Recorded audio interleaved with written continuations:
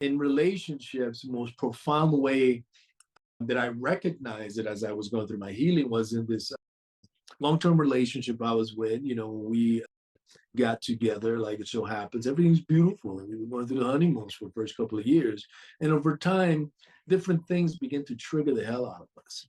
The simplest things, would ensue into these big arguments, the smallest, interactions and fractions. And it caused a lot of hardship, caused a lot of pain for us both.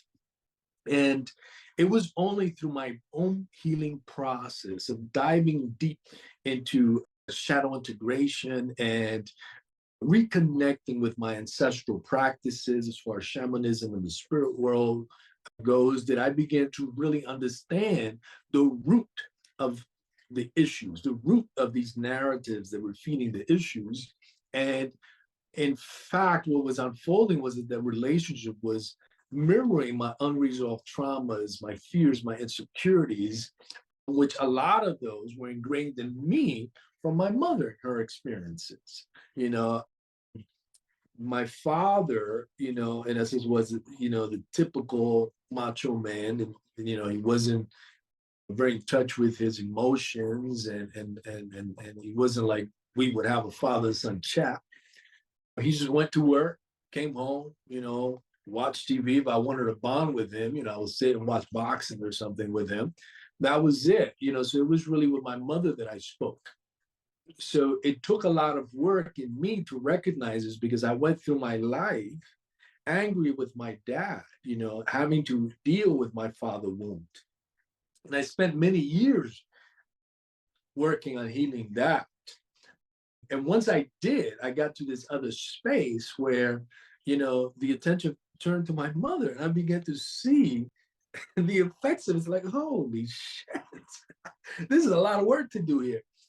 And ultimately, in this relationship, what I realized is that unconsciously, I had sought out this relationship, this dynamic, in an unconscious attempt to recreate the familiar dynamics that I experienced at home, and particularly with my mother.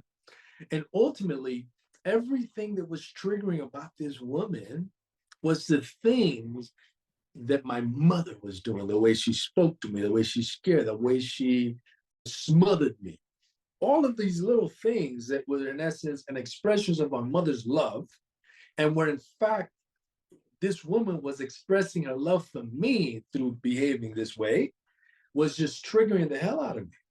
And it took a lot of work to understand that, but there was this moment where it just became so real when I was going through this realization, like, wow, this woman is like, everything about her that triggers me is from my mother wound.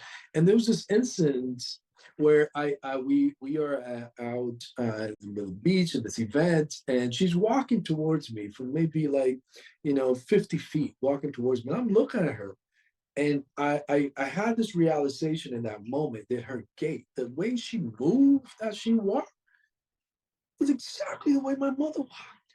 I was like, oh, she even walks like my mother. So this was a profound moment for me.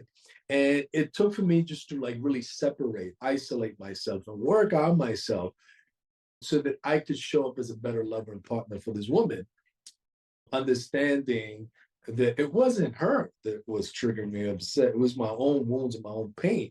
And that's something that I can't even take to my mother, because at the end of the day, everything she did out of love and to the best of her ability.